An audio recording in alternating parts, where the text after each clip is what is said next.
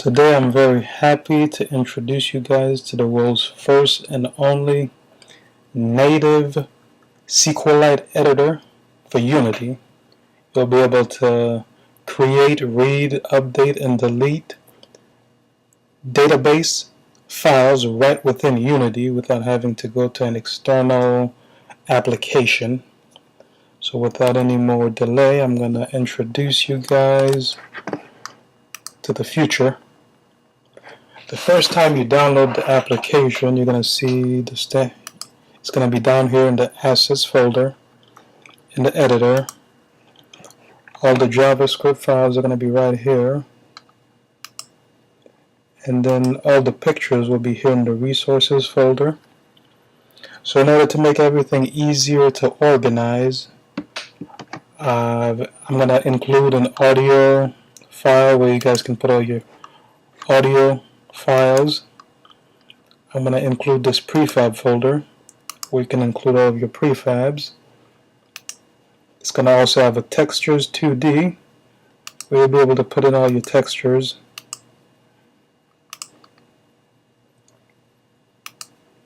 And then this file right here has the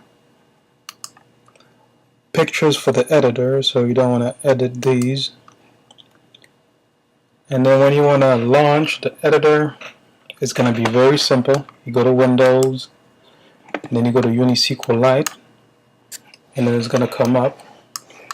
So all you have to do is dock it here so you don't have to keep looking for it. You'll know exactly where it is at all times.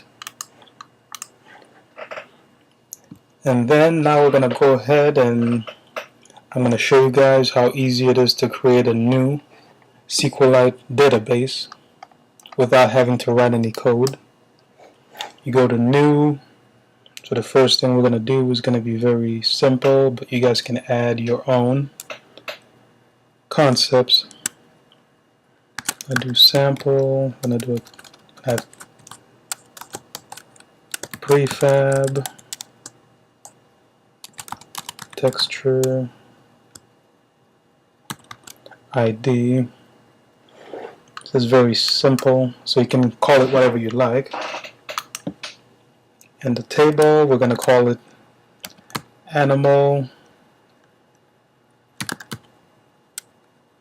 table. And these are all the data you can put in here. You can put text in here, integers, doubles, dates. This data is specifically designed for Unity. Time, specifically designed for Unity. Prefabs. Only Unity knows what a prefab is, so it wouldn't make any sense to put it somewhere else. And I have textures, audio files, 3D, X, Y, and Z. The reason we're calling this 3D, X, Y, and Z is because, you know, you have the camera here, we have position, rotation, and scale. So when you select this, you're going to be able to put your position, rotation, and scale right within the database. And then anything can have an integer primary key, which is what makes Sqlite and SQL so powerful. So for the first one, we're going to add a texture. And then we're going to call this animal texture. And then you can see the field is called texture ID. And then for the next field, we can call it animal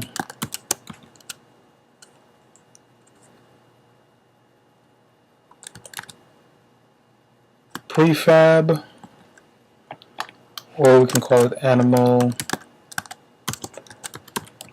sounds. Let's do animal sounds, audio files. And for the next one, we're going to do animal prefabs.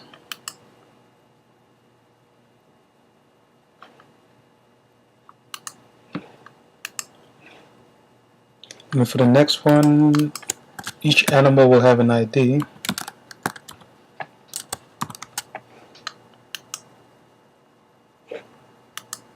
And the ID is nothing else but an integer primary key. And then to create the database, all we do is hit the create.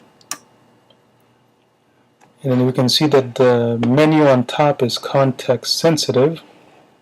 So you have new, open, add a table, delete a table, edit a table, add an index, delete the index, what's this, and then there's the exit. So if you go ahead and open this, you're going to see there's nothing here yet, but it is responding to the rollover. So when you want to add a new record, it's going to be very simple. We just click on new record, and then we have a new menu that comes up. It's going to guide you through putting in your information. Then we see the first one that opens up, matches here, texture. So if you want to add a texture, you just click on the select button. And then the first one we're going to add is add a chicken. You can see the preview of the chicken. Make sure this is open. Don't worry about the compression here. See, image name chicken. Just add field, and now it's asking you to add the audio sound. You click on it, then you have the sound of the chicken, so we know we're in the right place, and you can see the text here, chicken, chicken. Then the next one is animal prefab. You go ahead and click on it.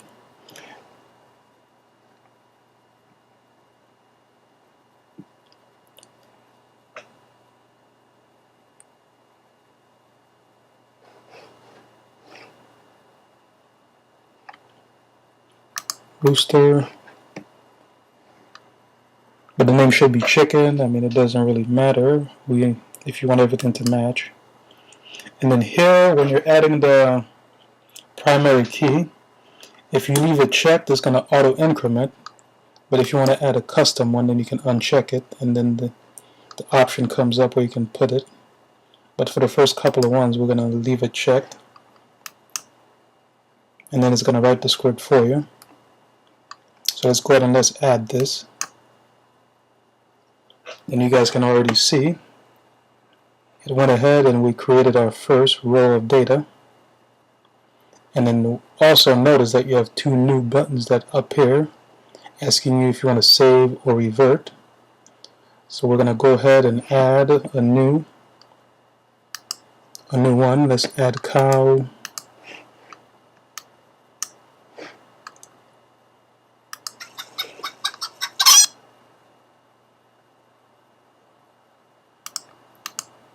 You can also preview the sound.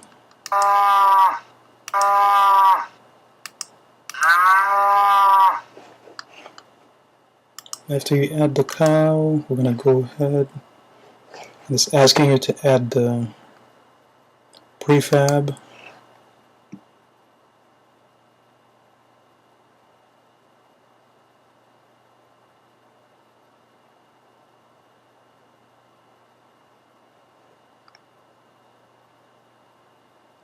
I'm going to add this for now. Ultimately, you want everything to match up. This is for demonstration purposes only. And we're going to go ahead and add another one. This time, hopefully, everything will match up. Here's a dog. Where's the sound for the dog?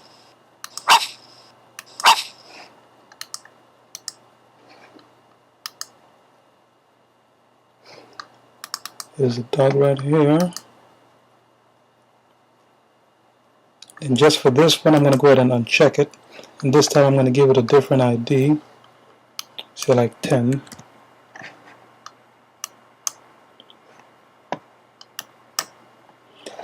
And the reason I would want to do something like this, let's say for example you have a game and you have 2 rooms. I'm going to give you a simple example.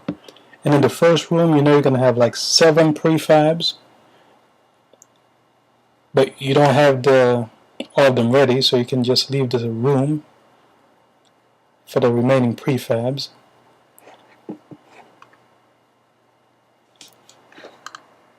So we're going to go ahead and add one more.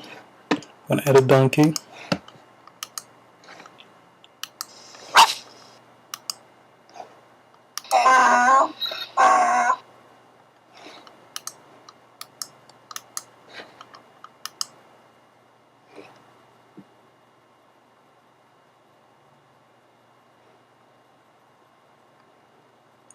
Okay, we know donkey's not a horse, but this is for demonstration purposes only. So we're going to go ahead and we're going to skip that one. And then we're going to go ahead and check this one again, and then you're going to see how it's going to auto increment. So I went from 10 to 11. So if you're going to have 10 here, so you're giving yourself room for the database to grow. So if later on you decide to add a 3, 4, 5, and 6, you're not going to have to change these because you gave yourselves room. And then when we hit save, you're going to notice that everything's saved. And then if you want to change something here, let's say for example we decide to change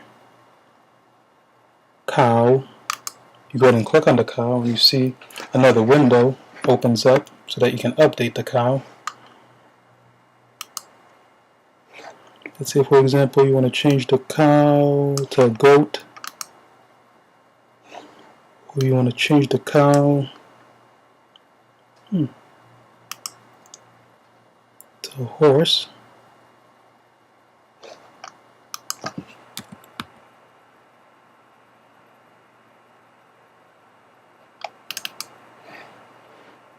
And go ahead and update it. You're going to notice that it's updated to a horse.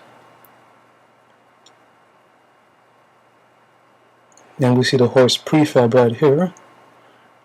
So if you accidentally make a mistake, you're going to see I can go ahead and go back here,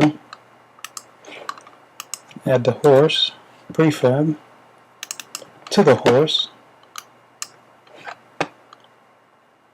add the horse sound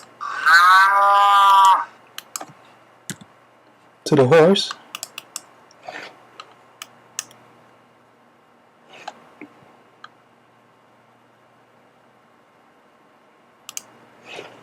that way everything matches up.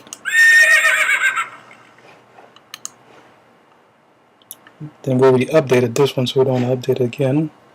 Now we can go ahead and save the database. Now we can see it's starting to look good.